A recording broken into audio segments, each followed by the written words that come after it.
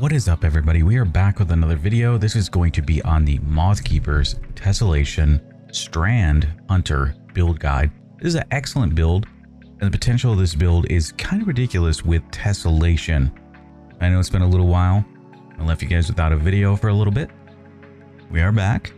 Appreciate you guys' patience. Now with Tessellation plus Mothkeepers, we're going to be converting our moths into overpowered fusion rifle ammo, which is going to help with explosiveness in this build. By having Widow Silk, we're actually going to get 3 of those moths, and the aspect is going to synergize greatly because it's going to give us Tessellation fuel.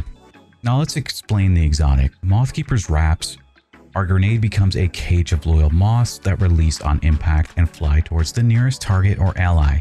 If they do reach a target, they detonate in a blinding explosion. If they reach an ally, the moths grant your ally a void overshield. You are also considered one of those allies, so you have the ability to use it offensively or defensively. And before we get any further in the video, please remember to like the video and subscribe if you haven't. Really close to hitting 4K subs. Whirling Maelstrom, similar to our Foe Tracer video, is going to be in this build just because it's so good. It's going to generate melee and grenade energy while we focus on gunplay with our build. You can easily, and you'll see it in the footage, have multiple Whirling Maelstroms out in play, which is really fantastic for just dealing damage and ad clear. When it comes to our exotic weapon in this build, we're running Tessellation, the new exotic pre-order fusion rifle. It's going to adapt its damage type to match our equipped subclass. The final blows are going to grant grenade energy. You have to consume your grenade to load the projectile that's going to generate the explosion, but the final blows from that explosion are going to grant 20% grenade energy. Does take 2.3 seconds to transform, but it can be stored indefinitely. You cannot reload once you do this, but it has massive threat of generation synergy. Now our 3 core static fragments in the Mothkeeper's wraps build is going to be warding, fury, and generation. Warding is going to be for the 55% damage resistance. Fury is going to be for extra melee generation in the build. Generation is going to be for extra grenade energy in the build. All of these are going to be the core fragments of the build. And we'll break everything down a little bit further here. This is just a quick intro to give you an idea of what the build is and how it can be used. Let's get into it. Now to recap, once again, our aspects, we're going to be running Whirling Maelstrom and Widow Silk. These are 2 aspects that we're going with for this build. Recapping, Whirling Maelstrom, destroying a tangle, is going to weave the violent mass of strand fibers that are going to go out, seek and damage targets, and it's also going to create unraveling projectiles. With Widow Silk, we have that additional grenade charge, which is going to allow us to have 3 moths when paired with Mothkeeper wraps. Fragment number 1, Threat of Generation, combined with Tessellation's ability to generate 20% grenade energy on kills, this is going to sustain moths continuously. With Fragment number 2, we're going to be running Threat of Warding. It's pretty much a staple in every Strand build.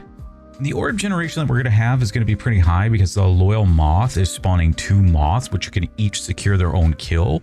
Being able to generate 2 orbs from one single moth is going to allow us to have more chances to get warding up.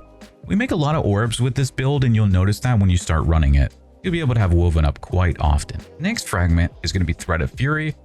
This, with the ability to have multiple Whirling Maelstroms out in play, allows us to generate large amounts of melee energy through the fragment. We can convert that melee energy into grenade and class ability energy through our armor mods we'll talk about later in the build. If you're familiar with my channel, you'll know about flex fragments. This is going to be the 4th and final fragment of the build, and it's going to be an optional choice for you, even though both of these are going to be choices that are proven and tested that I've used in the build.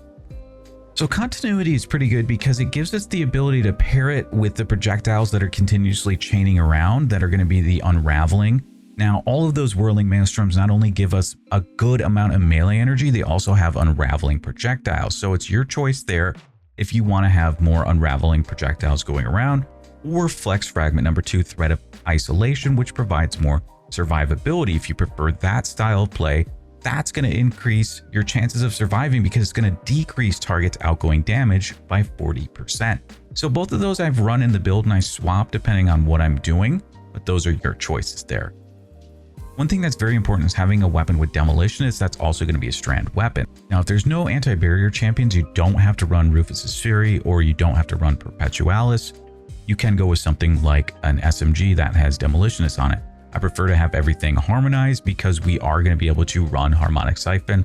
All 3 of our weapons, because of the way that Tessellation works, are going to be strand weapons. In the heavy, I'm running a machine gun. My machine gun is going to have target lock. But the important thing is that it has nanotech tracer rockets, which pairs nicely with the artifact mod that we'll talk about just a moment. Now, the unique thing is that you could normally not really get a Strand special ammo weapon in any slot besides the kinetic slot, but because of Tessellation, we actually have Strand weapon that is a special weapon in our energy slot. So make sure you have special ammo finder for that. Harmonic Siphon is going to allow every single weapon in this build to generate orbs. Bolstering Detonation is going to give us class ability energy when we cause damage with our moths. Impact Induction is going to make it so causing damage with a melee attack will help get our moths back a little bit faster. Then the important thing is Firepower. Firepower is going to be important, and I'll demonstrate it in just a moment, but a moth grenade sends out 2 moths. As for chest resistances, just match what you need here, depending on the content that you're doing. On our legs, Recuperation, Innervation, and Orbs of Restoration, we're going to get 70 HP, 10% of our grenade, and 10% to our lowest ability, Orbs of Restoration Woven. Now, to recap, with that Firepower mod, because the moth grenade sends out 2 moths, each one is going to generate a separate orb because they act as a separate grenade, and that feeds into Orbs of Restoration. Then with Reaper, when we dodge, our next weapon kill will also make an orb. So after a dodge and throwing a moth, we can literally generate 3 orbs. And on that dodge, we're going to get 10% of our melee, 10% of our grenade ability, and the next weapon kill generates that orb. So I don't know if it's because of Tessellation or if it's because of something else, but Kickstart mods and surges were not able to activate in this build. If you can get them to activate, let me know. But nonetheless, this build has performed excellently. Artifact mods. To begin, we're going to be running an anti-barrier auto rifle mod. This is required to stun barriers because no Strand bows exist. What's up with that, Bungie? I don't know what's going on with that.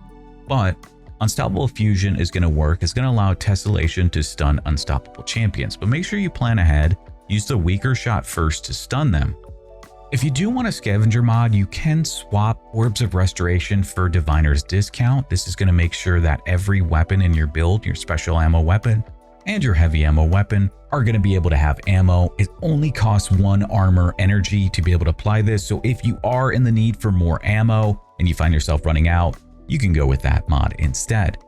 Origin Perk Specialization 1 is going to buff the nanotech tracer rockets on our machine gun, so that's going to give about a 20% damage bonus to the rockets when they're hitting targets. Extra damage is always good. Thanatotic Tangles is going to make it so our Strand weapons are able to generate tangles. While tangles always have the same cooldown, this just ensures that we're able to make them and we're never missing them. Origin Perk Specialization 2 is a weird one because we have the guaranteed Strand surges on every rotation, whether it's a Nightfall or Lost Sector, it's guaranteed there. And because we're staying on Strand for the build and the other perks in this column are based on being on Arc, Void, or Solar subclass, that's really our only option there. Circular Logic, which is from Terminal Overload, is our overload machine gun of choice there. It's the only Strand machine gun. And then Elemental Fury, which is going to give us a 35% damage bonus from abilities. And I did test this. You can see in the footage, it does work with the moth grenades. So that's going to help give some extra burst damage on champions when they are stunned. With refreshing pickups, you can use this if you are low on any ability energy. You can alter your gameplay. Instead of just shooting and destroying the tangles, you can go pick them up, and that's going to grant 25% ability energy to your lowest ability. Then next, because Monochromatic Maestro does not work on Strand this season, we can run Rapid Fire Ranger. We'll get a 15% weaken debuff when we shoot enemies with rapid precision hits from 25 meters or further. That's going to help pair well with Elemental Fury. And then lastly, in this last column, to get some extra heavy and special ammo, especially with Whirling Maelstroms going out and giving so much, they'll give even more by being able to make some extra special and heavy ammo. Coming up real soon is going to be the Tessellation Deep Dive. Look out for that. But in the meantime, we'll see you guys next time. Thank you guys so much for watching. Remember to like and subscribe. Peace out.